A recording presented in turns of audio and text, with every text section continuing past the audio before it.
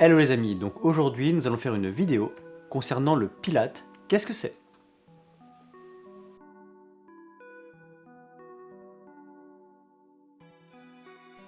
Le Pilates est une méthode. Elle est apparue en début du XXe siècle avec un Allemand, monsieur Joseph Hubertus Pilates. Joseph est né d'un père gymnaste et d'une mère naturopathe. Joseph Pilates était pourtant pas forcément gâté par la nature. Il était rachitique, asthmatique, et ça ne l'a pas empêché, lors de son adolescence, de s'intéresser à beaucoup de sports, notamment des sports de combat, boxe, cirque, plongée, etc. Il a fait pas mal de choses, et il n'a pu que constater justement les bienfaits sur son corps.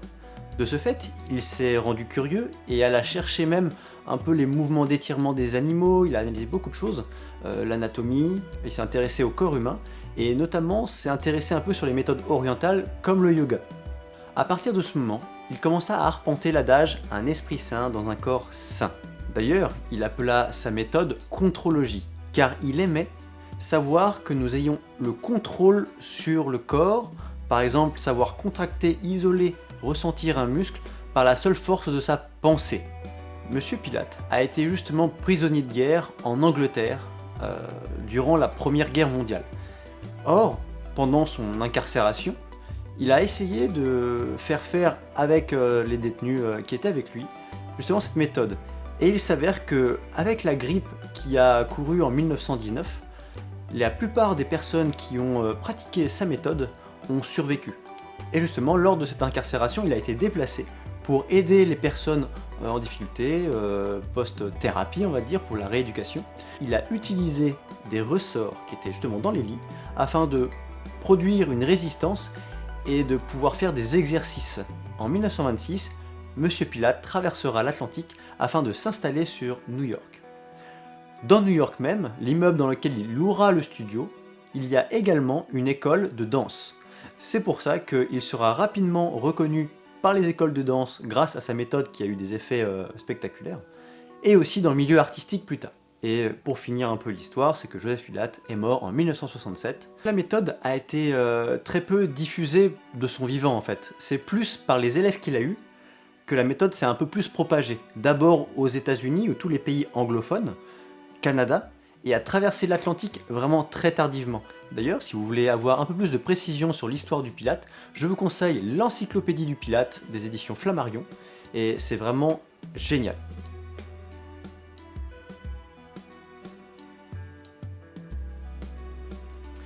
En France, l'enseignement du Pilates sur tapis a longtemps été laissé en pratique, sans diplôme particulier ou simplement avec un CQP par exemple.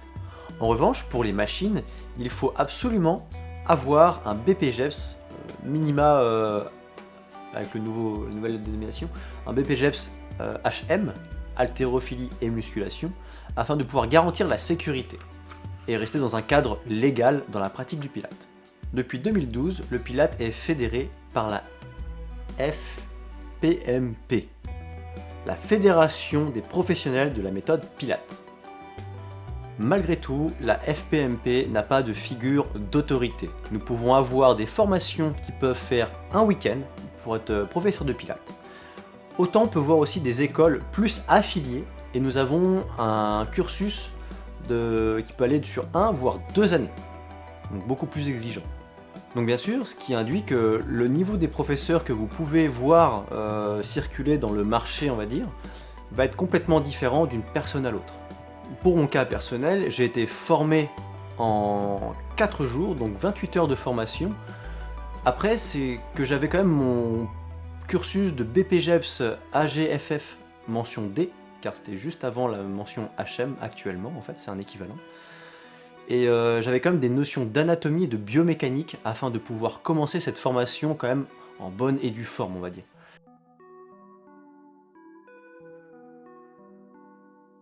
Nous avons donc deux types de pilates. Nous avons le mat work, qui donc est le pilate sur tapis, comme dans un cours collectif notamment, et le pilate sur machine.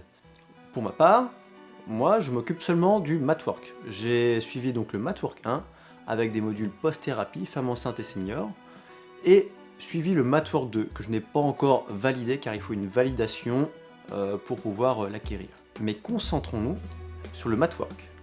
Le matwork, donc il y a le niveau 1, 2, 3, qui est graduellement en fait des niveaux de difficulté.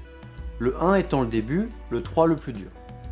Nous avons aussi des adaptations qui permettent justement de passer même en dessous du mat 1 selon vraiment les pathologies que certaines personnes peuvent avoir. Le matwork possède 35 mouvements dits dans la méthode classique, la méthode dans laquelle Joseph Pilate enseignait son Pilate. Je dis bien son Pilate car le Pilate a eu des progressions durant son histoire.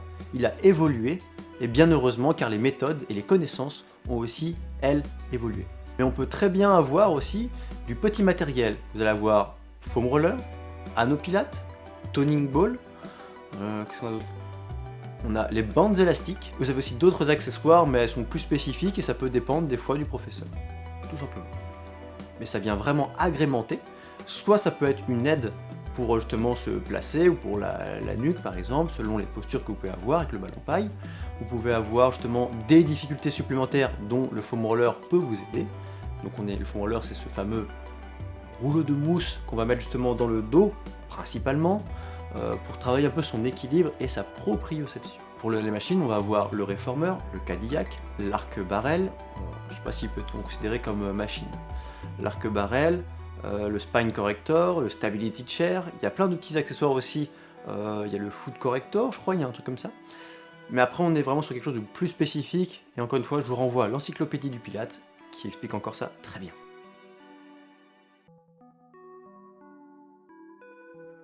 Le Pilate, donc on est à la croisée des chemins entre la méthode occidentale qui est plus pragmatique, plus scientifique, plus physique je dirais, et la méthode orientale, qui est certes physique aussi, mais un peu plus sur le spirituel. C'est une discipline qui synergise donc le corps et l'esprit.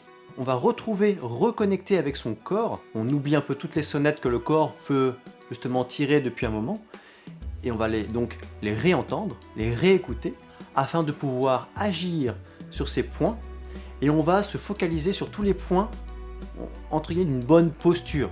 Donc on va avoir un travail sur le placement du bassin, le périnée, la partie abdominale qui vient juste ensuite normalement. La respiration va être éventuellement nouvelle pour vous car elle est latérale et thoracique. On va avoir un placement des épaules, comme on sait, une bonne posture ou pas, souvent on peut être un petit peu devant ou quoi, c'est les épaules un peu en avant, là on va essayer de retravailler, de redresser ça. Mais il n'y a pas que les épaules, il y a aussi l'autograndissement, donc il faut imaginer toujours ce petit, hop, cette ficelle de marionnette. Et pendant toute la séance de Pilates, vous allez travailler là-dessus et essayer de les conserver. Et sur ce, je vous souhaite une bonne journée. J'espère que cette information vous aura fait découvrir des belles choses. Et peut-être que ça vous donnera envie de faire du Pilates. Et on se retrouve pour d'autres vidéos. Ciao tout le monde, bye bye.